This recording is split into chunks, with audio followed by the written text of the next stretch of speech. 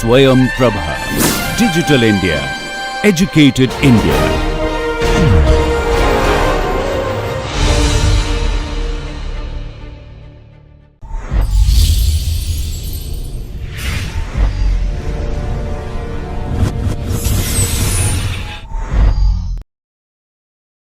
In this lecture, we look at the second important property which is necessary for us to have the check for convergence, which is the stability. We would like to formulate in this lecture the problem of stability, that is the definition of stability, and what do we mathematically mean by stability, and we will also learn to see how we can make an analysis for stability of a given discretization scheme. So, when we talk about stability, we are talking about the error between the computed solution and the exact solution of the discretized equation, and we are talking about this difference between the two, between the exact solution of the discretized equation and the computed solution of the discretized equation, that this error should not be amplified as we march forward in time, because we are accumulating errors from the previous time steps, and we are also gathering errors from the approximations made at of the derivatives, spatial derivatives. Okay. So, stability guarantees that the scheme produces a bounded solution if the exact solution itself is bounded. So, in that sense it is a very important property, and we have seen that consistency alone is not sufficient for us to ensure convergence and good solution, but if we also have stability, then we could get possibly a converged solution. So, in this sense, how do we express this problem, this concept of stability? Consider D to be the exact solution of the discretized equation, the capital D, and similarly capital N to be the computed solution using a given numerical scheme, and both the D and N will vary with position and time. In a functional space of x and t, they are going to vary with x and t.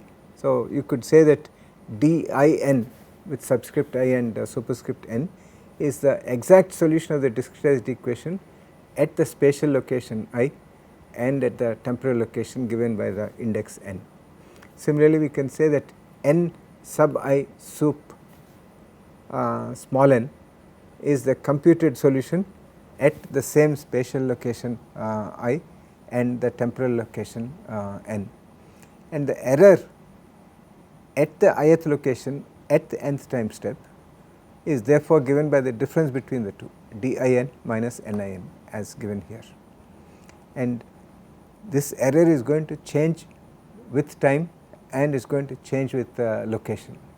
Okay. Stability means that the error at a particular location does not get amplified with time. So, that is the error at spatial location I at n plus 1 divided by the error at n, this ratio here is always the magnitude is less than 1, so that it does not become either amplified in the positive values or negative values. For example, if you have 1.2 and if the ratio is 3, the next time it is going to be 3.6, and then after that it is going to be some 11 point something, and after that it is going to be some 35 point something. So, the value is going to increase tremendously, and similarly if the ratio is actually minus 3, then it will go from 1.2 to minus 3.6 plus 11.8 minus 35. So, it will keep on getting amplified, oscillating negative and positive, and if it is going to increase magnitude wise in that way, it does not matter whether it is oscillating between positive and negative or it is just accelerating. It will soon grow to such a high value that the true value of that functional solution at that location, for example 10.5 may be the value here, and if the error goes to 35 and 110 like that, that error itself becomes much larger than the function value, and so you lose the real functional value variation if the error becomes very high. So, we do not want this ratio of the error at n plus 1 to the error at n to be greater than 1 in magnitude, because if it is greater than 1 it starts accumulating, and because we tend to take very many values to reach a particular time step time location, because we would like delta t to be small so that we can maintain good accuracy. So, that means that in order to reach a particular time t naught, we have to take lots of steps. So, in taking lots of steps, if you have an amplification factor, even if it is slightly greater than 1, it can accumulate very fast. So, we would like the error to be such that error at n plus 1 divided by error at n is always less than or equal to 1 in terms of magnitude. So, this we can say is the formulation of the stability. Now, the question is, how do we know the error, and if you know the error, why do not we just add it or subtract it to get the true solution. So, in all our stability analysis, we do not explicitly compute the error. We only look at whether a given scheme has this property of amplifying the error or not, whether or not the scheme has the property of amplification. Okay. So, as far as the stability analysis is concerned, stability of a linear equation with constant coefficients is well understood and lends itself to simple analysis if the effect of boundary conditions can be neglected. Okay. So, if the effect of boundary conditions can be neglected, and if we can treat the boundary conditions effective as periodic boundary conditions, then we can have a powerful analytical tool which known as the von Neumann analysis, which can be performed on a uniform grid. And for non-uniform grids, then we have more difficulty. Okay. When the effect of boundary condition has to be taken, a matrix method of stability can be used, although it is difficult to implement in practice, as it requires the evaluation of eigenvalues of large matrices. And similarly, when you have non-uniform spacing, again you can make use of the matrix method. Okay. For general nonlinear non-constant quotient problems, local stability analysis can be performed on a linearized set of equations, but what we have as stability analysis is a linear stability analysis. Okay. So, and we are going to discuss the simplest of the stability analysis, which even though it is simplest, it still gives a feel for the possibility of instability, gross instability, which manifests very quickly. Okay. So, this is known as the Neumann method, von Neumann stability analysis, and this analysis is strictly applicable for linear equations with uniform spacing and with periodic boundary conditions. So, under those conditions, it is possible for us to evaluate the amplification factor, although we do not individually evaluate error at n plus 1 and error at n. Okay. So, how do we do this evaluation of the stability? So, we obtain an error evaluation equation in the following way. For example, if we take the FTBS scheme for the linear convection equation, it is a linearized convection equation, that is why we put it as u naught is the wave speed, and confusing though, but this u is the variable u, and so you have dou u by dou x, dou u by dou t plus u naught times dou u by dou x equal to 0. In a way, it is the left hand side of the momentum equation with the one dimensional form of the left hand side of the momentum equation, neglecting the influence of pressure and neglecting viscous terms, and it is also linearized around point u naught. So, for this, if we apply forward in time here and backward in space here, then we get an FTBS scheme like this. Okay. So, now we say that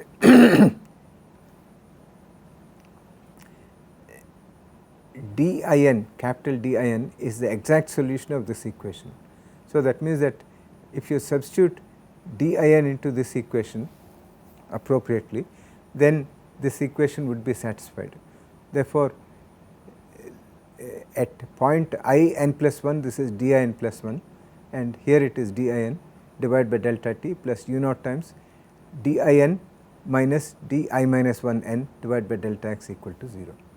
This is because capital D I n is the exact solution of the discretized equation by definition, and n I n is the computed solution of this equation to machine accuracy, and therefore we can say that n I n plus 1 minus n I n divided by delta t plus u naught times n I n minus n I minus 1 n divided by delta x equal to 0. Okay, what is the difference? Whereas d does not have any error, n has error. Okay, and what this one is saying is that there is some error at n I at n plus 1, and there is also error at n, and these are cleverly, because n I n plus 1 is actually derived from n I n, it is carrying the error from n I n, and it is also modulating the error by the influence of errors from the neighboring things to get a new value of error laden numerical solution n I n plus 1, such that this overall equation is satisfied. Okay. So, the difference between equation 2 and equation 3 is d is the exact solution and this is the exact solution plus an error, but the error is not random error, it is the built up error, built up from previous time at n time step and also neighboring space points. Okay. So, it is a built up error, and the error builds up in such a way that you get a numerical solution which also seems to satisfy the discretized equation. Okay. Because this is solved to machine accuracy, and machine accuracy can be 16 decimal places or and so on. So, for all practical purposes, the value of n I n plus 1 that you compute from the previous value satisfies the governing equation. Okay. Now, we have defined error at I n as d I n minus n I n, and therefore, you can say that n I n equal to d I n minus epsilon I n, and therefore, we can substitute this into equation 3 here. Wherever you have n I n, you substitute d I n minus epsilon I n, and wherever you have n I n plus 1, you substitute as d I n plus 1 minus error at I n plus 1, like that. And if you do that, you get this equation, and if you rearrange this, bring all the d's together and then all the epsilons together, you get this equation. And in this, the first part is exactly equal to 0, because d I n is the exact solution of the governing equation, and we have also seen that here. Okay. So, d I n plus 1 minus d I n by delta t plus u naught times d I n minus d I minus 1 by delta x is exactly equal to 0. So, we substitute that here and we get an equation for error. So, this, as we have already said, error is building up, and error at n plus 1 is now related to the error at the previous time step at the same location and the neighboring spatial locations as per this particular formula. Okay. So, this equation here gives us the error equation, error evolution equation, how error builds up. Okay. If this equation has a solution such that the error does not build up, then we are safe. Okay. But if this has a solution of the form that the error does build up, then we have problem here. Okay. So, how do we know whether this has the building up property or not? So, what we say is that let us assume that this has the build up property, okay, and if that is the case, what is the exponent of that? Okay. So, what we are looking at is because we are dealing with a linear equation, we have started with a linearized wave equation, one dimensional wave equation. So, it is a linear equation, and in a case of linear equation we can always superpose different solutions. So, we make use of that possibility to decompose the spatial distribution of error, that is epsilon x, as a Fourier series. And because we are dealing with assuming that we have periodic boundary conditions, it is possible to express the error at any time t as a finite number of wave modes of this particular form here. So, we can substitute, we can express the error at any time t as sum over m of bm times exponential of j km x, where j is square root of minus 1. It is a imaginary number here, and where km is the wave number which is given by which takes the values of m pi divided by capital L, where m goes from 0, 1, 2 up to capital M, where capital L is the domain in the x length, and capital M is L divided by delta x, where delta x is the grid spacing, and Bm is the amplitude of each wave component.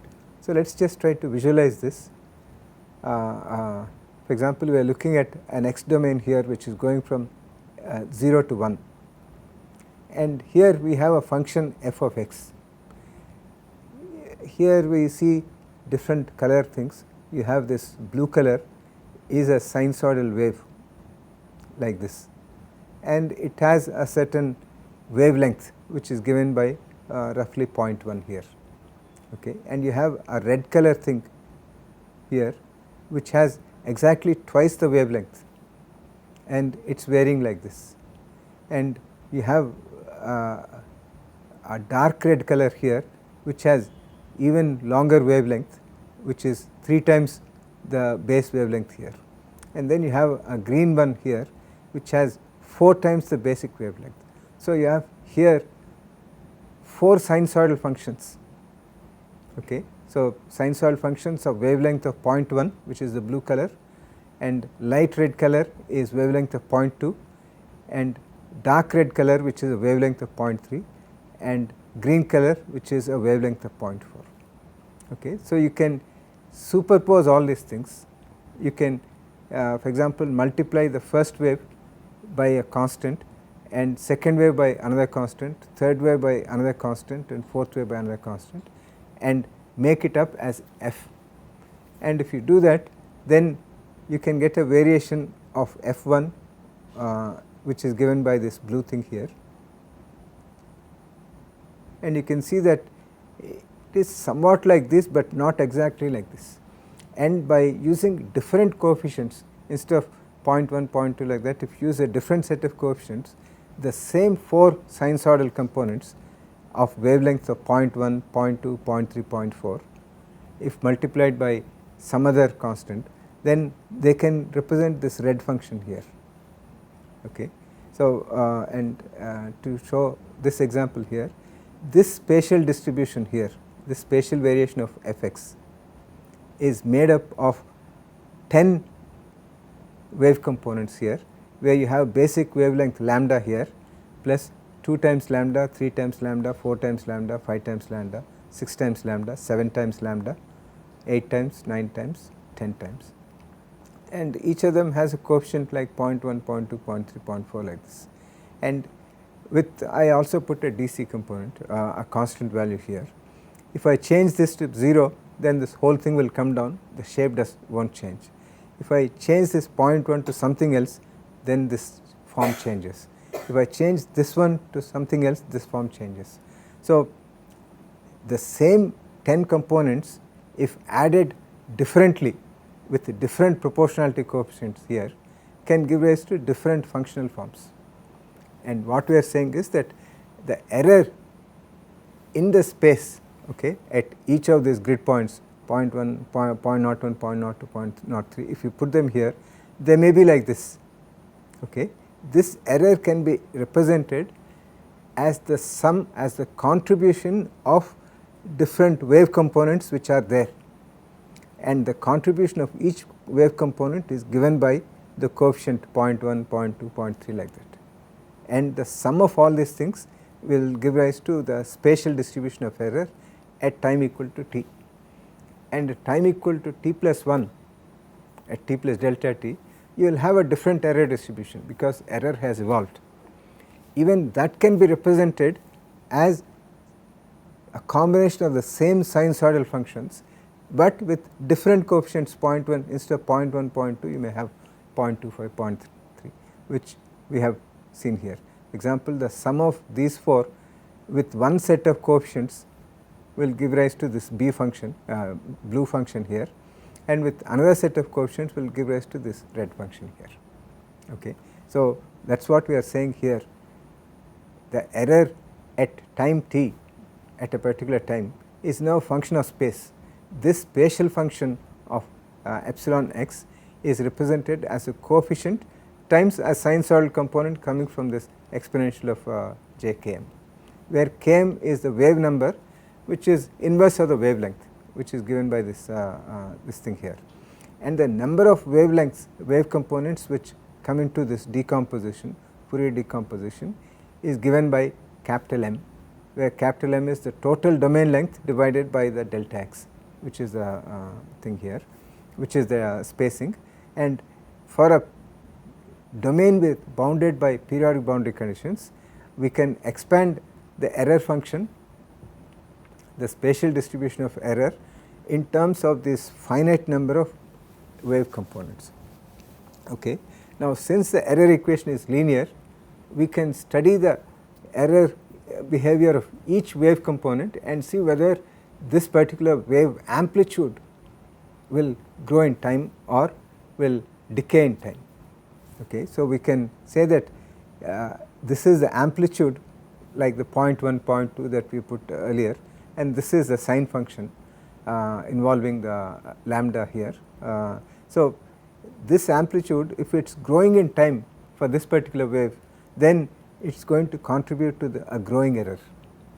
If the amplitude decreases with time, then we can say that it is decaying, it is going to not build up, it is going to disappear soon. So, what we are looking at a solution for a particular wave component m, small m, as Bm times exponential of j km x, or since we are looking at whether it is going to increase or decrease with time, we express this as exponential of a times t, where t is increasing. When you go from t to t plus delta t, if a is positive, then Bm will increase. If a is negative, then Bm will decrease. Okay. So, that is what we are looking at, and this is one particular wave component. Okay. This can be now, because we have wave component, wave contribution coming from different i's, I plus 1, I minus 1, and different t's, n plus 1, n minus 1, and n like that. We can write a discrete function of this as the error resulting from the mth wave component at ith spatial location and nth time step as exponential of a times, where a is the constant to be determined, n, where n here delta t, and exponential of j km I delta x. So, wherever you have x, you substitute it as I delta x, wherever you have t, you substitute as n delta t here, and we substitute this in the error evolution equation here. Okay. So, let us see what we have. So, if you substitute these into this equation here and divide by the error at epsilon I n, so that we are normalizing it, then we get epsilon I n plus 1 divided by epsilon I. Okay. And what is epsilon I n plus 1 divided by epsilon I? As per this is equal to exponential of a n plus 1 delta t exponential of j km I delta x divided by exponential of a n delta t times exponential of j km I delta x. So, this cancels out, that gives us exponential of a n plus 1 delta t divided by exponential of a n delta t, that is nothing but exponential of a delta t. Okay. So, with that thing we can once we substitute, we get an expression like this. This is coming from the time derivative term, and this is coming from the space derivative, dou u by dou x, and this is coming from dou u by dou t, and the sigma is a Courant number a delta t by delta x. So, this is the after substitution of this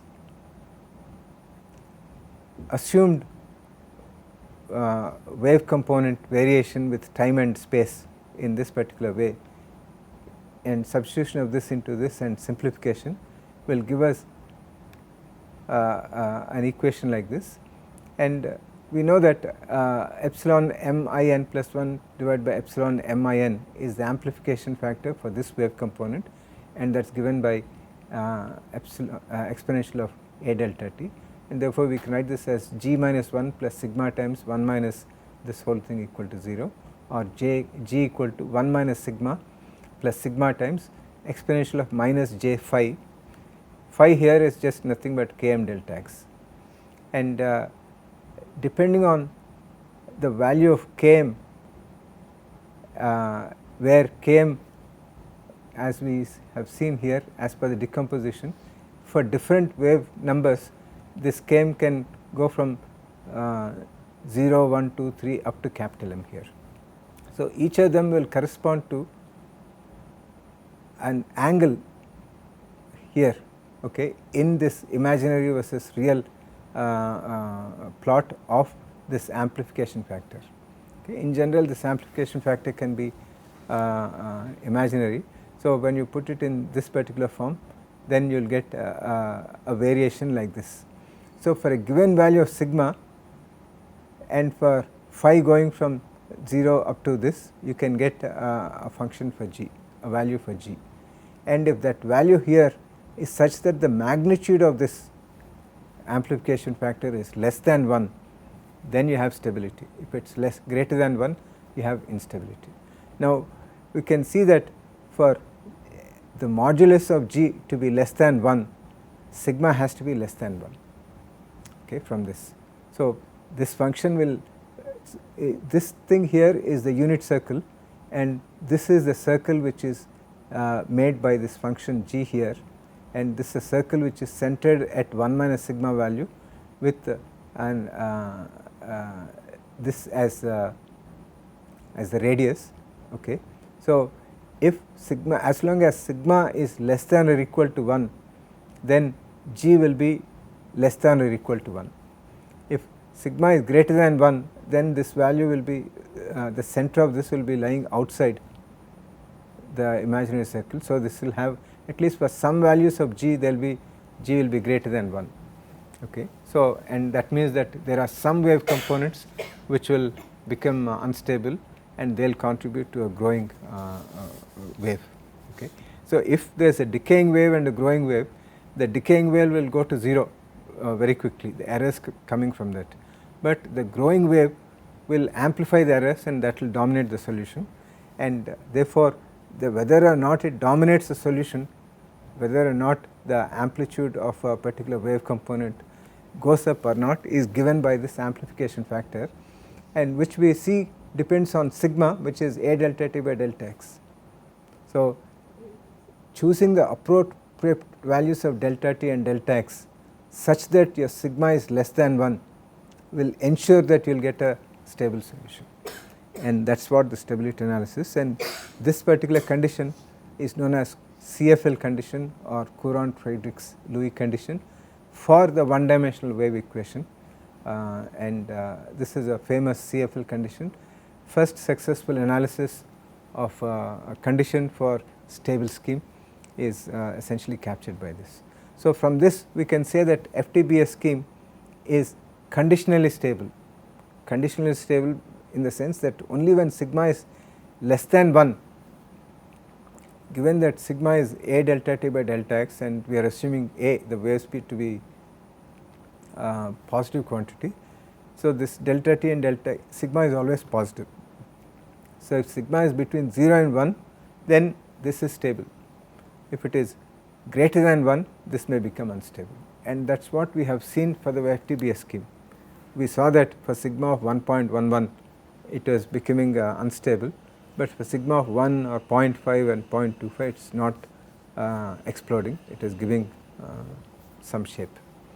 Okay. So, in that sense FTBS scheme is conditionally stable as demonstrated by this von Neumann stability analysis.